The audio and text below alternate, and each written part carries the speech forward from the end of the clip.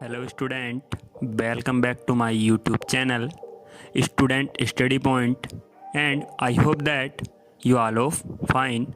So let's move on to a new topic which is to be just discussed today. So let's start. Hello student, 11th class से 10th chapter यानी एक नया chapter start करते हैं और chapter का नाम है तरलों के यांत्रिकी गुण। ठीक है, अब देखिए इसमें है क्या, इसके बारे में बात करूँ तो इस चैप्टर में सबसे इंटरेस्टेड चीज़ें हैं और जो आप कह सकते हैं कि लाइफ जो डेली लाइफ में आप देखते हैं उसमें से काफ़ी ज़्यादा महत्वपूर्ण बातें यहाँ आपको सीखने को मिलेंगी। दूसरी चीज़ कि जो हमारे पास लिक्विड है वो किस तरह से वर्क करते हैं या उनकी प्रॉपर्टीज हम कैसे यूज कर सकते हैं अपने डेली लाइफ में। ठीक है, उनके बारे में यहाँ बात करने वाले हैं। तो सबसे पहले बात करते हैं तरल। तरल क्या होता है? देखिए, तरल पदार्थ ऐसे पदार्थ हैं जिनमें क्या होता है, बहने का गुण होता है। केवल क्या कहते हैं, जिनमें बहने का गुण पाया जाता है वे क्या कहलाते हैं? तरल पदार्थ कहलाते हैं। ठीक है, तो यानी तरल क्या हुए? तरल वे पदार्थ होते हैं जिनमें बहने का गुण पाया जाता है। ठीक, देखिए अब एक आप ये चीज सोचिए कि हमने तरल के रूप में एक द्रव लिया। ठीक है, तो क्या अब आपने देखा होगा कि जैसे ही हम क्या करते हैं कि किसी द्रव में अगर कोई आप क्या कीजिए, गिलास लीजिए, उसको तुला पे रखिए, तो कांच का बना हुआ है, किसी भी चीज का बना हुआ है, वो उसका वेट कुछ और होगा। आप जैसे जैसे जैसे जैसे क्या करते जाते हैं उसमें पानी भरिए, तो पानी क्या हुआ? लिक्विड हुआ एक तरह का, तो उसके लिए क्या होगा? उसका वेट बढ़ता चला जाएगा। ठीक है, वेट बढ़ता चला जाएगा। अब आपने देखा होगा कि जब भीड़ वगैरह कहीं इकट्ठी होती है, कर्फ्यू वगैरह लगता है, वहां हटाना होता है, या जब जनता की भीड़ कहीं इकट्ठी होती है, सरकार को उसको सरकार का सॉरी जो पुलिस कानून वगैरह के रूप में जो पुलिस होती है उसको जो हटाना होता है जनता को, तो वे क्या करते हैं? तेज पानी की बौछार करते हैं उनके ऊपर से। ठीक है, तो ऐसा क्यों करते हैं? क्योंकि ऐसा होता क्या, देखिए, या आपने देखा होगा कि जब पानी को टरबाइन जब घूमती है, जो बांध पर बिजली बनाई जाती है, तो तेज पानी की तेज पानी की धारा में टरबाइन के पंखे लगाए जाते हैं जिससे टरबाइन घूमती है। तो ऐसा क्या हुआ, लिक्विड में ऐसा क्या है कि वो क्या करता है? टरबाइन के पंखों को घुमाता है, या जनता के ऊपर डाला है तो जनता भाग जाती है। तो देखिए, यानी इसका मतलब लिक्विड में कुछ ना कुछ, यानी लिक्विड क्या करता है? कुछ ना कुछ बल जरूर लगाता है जिसकी वजह से ऐसा होना सब पॉसिबल है।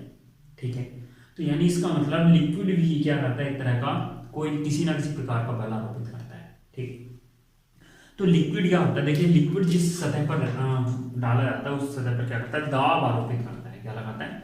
दाब आरोपित करता है। जो आपने पढ़ रखा है प्रेशर, तो दाब के रूप में आपने पढ़ा है बल बटे क्षेत्रफल। आपको केवल छोटी छोटी चीजें बता रहा हूँ, बाकी और कुछ नहीं बता रहा हूँ मैं अभी। इस चैप्टर की स्टार्टिंग जो मेन टॉपिक्स हैं वो कल करेंगे, बाकी छोटी छोटी चीजें बता रहा हूँ। अब यहाँ से अगर हम बल का मान निकालते हैं, आ जाता है दाब गुणा क्षेत्रफल। ठीक है, जो दाब है इसको रिप्रेजेंट करते हैं कैपिटल पी से। मात्रा का आप इसका इसके निकाल सकते हैं न्यूटन पर, क्षेत्रफल के लिए लगाते हैं सॉरी मीटर स्क्वायर, तो न्यूटन पर मीटर स्क्वायर क्या हो गया इसका क्षेत्रफल, वह बी में निकाल सकते हैं आप इसकी। ठीक है, अब आगे देखिए, अब आपने दाब के रूप में कैसे देखा होगा? देखिए, दाब और प्रणोद दो चीजें होती हैं जो आप 9th में पढ़ चुके हैं, उनमें डिफरेंट। प्रणोद एक प्रकार का क्या है? कंप्लीटली बल है, लेकिन दाब किसी सतह, जिस सतह पर लगाया जाता है बल, सपोज दैट ये एक क्यूबॉइड है। ठीक है, एग्जाम्पल के तौर पे, और इसकी ऊपर वाली जो सतह है, इस सतह पर क्या लगाया जाता है? लंबवत फोर्स लगाया जा रहा है। तो इस सतह के लंबवत जो फोर्स लगेगा, तो इस क्षेत्रफल के अनुदिश यानी एकांक क्षेत्रफल पर जो बल लग रहा होगा, हम उसको बोलते हैं दाब। ठीक है, एकांक क्षेत्रफल पर लगने वाले बल को क्या बोलते हैं? दाब बोलते हैं। अब देखिए आगे, अब मैंने बात की थी क्या कि दाब अगर कहीं मतलब सॉरी द्रव अगर कहीं सी में भरा जाता है तो वो क्या करता है? दाब आरोपित करता है। अब आपको ये ध्यान रखना है। ठीक है, चलिए इसके आगे मैंने बोला द्रव क्या होते हैं? द्रवों में बहने का गुण पाया जाता है। तो देखिए, दो प्रकार का प्रवाह होता है द्रवों का। ठीक है, दो प्रकार का प्रवाह होता है द्रवों का, एक होता है धारा रेखीय, और एक को आप बोल सकते हैं प्रक्षुब्ध या विक्षुब्ध। ठीक है, स्ट्रीमलाइन, और एक होता है टर्बुलेंट। ठीक है, टर्बुलेंट यानी विक्षुब्ध या प्रक्षुब्ध प्रवाह। ठीक है, तो इन दोनों में अंतर क्या है? देखिए, ये एक हॉरिजॉन्टल नली है। ठीक है, और इस नली से देखिए मैं कुछ रिलेटेड और बता देता हूँ। अगर ये इस तरह से मैं यहाँ बना दूँ तो इसका मतलब हुआ ये अनुप्रस्थ काट है, तो इसका क्षेत्रफल कितना था पाई आर स्क्वायर, और हम इसका क्षेत्रफल हमेशा मान के चलते हैं a। ऐसे ही इधर का होता है, इसकी अगर लेंथ l हो, ठीक है, ये लंबाई क्या नहीं दिशा, लेकिन मैं इसको अगर खड़ा कर देता हूँ तो हम इसी को बोल देते हैं हाइट। क्या बोल देते हैं? हाइट।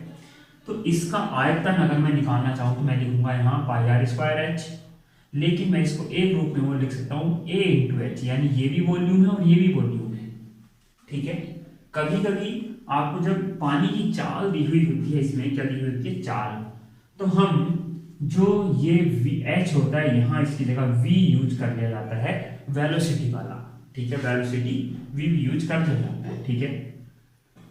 यानी जो वेलोसिटी होती है वो कभी कभी क्या करते हैं ऐसे टाइम पे एकांक समय के लिए लंबाई का काम करती है, ठीक है।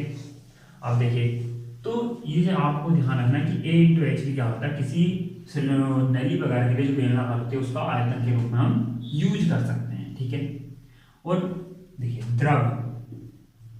द्रव का जो घनत्व होता है रो, उसको रिप्रेजेंट करते हैं रो से, वो होता है 10⁻³ किलोग्राम पर मीटर की क्यूब। आपको ये याद रखना है, ये किसी न्यूमेरिकल अगर में यूज होता है तो आपको दिया नहीं होता, ये पर्टिकुलर आपको याद ही रखना होता है, ठीक है।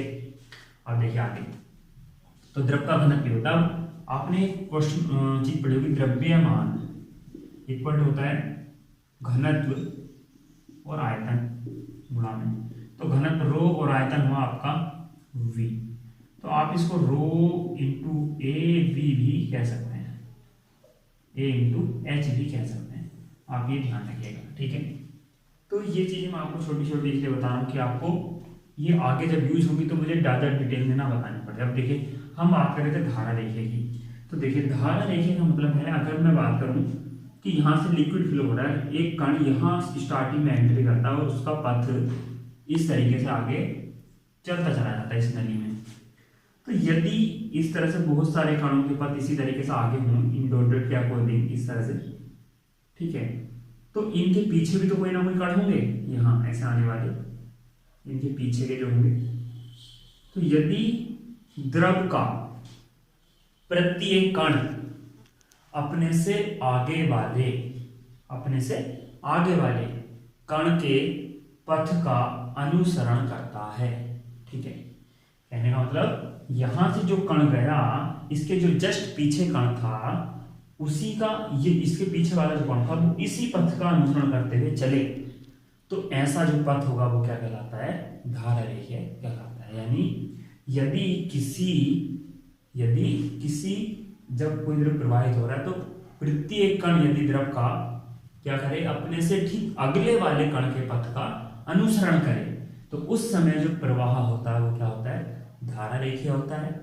और अगर ऐसा नहीं होता तो वो टर्बुलेंट यानी स्ट्रीमलाइन होता। कब? जब वो ऐसा करेगा, और अगर ऐसा नहीं करता है तो टर्बुलेंट होगा, यानी विशुद्ध या क्या कह सकते हो, प्रशुद्ध प्रवाह होगा, ठीक है। क्लियर?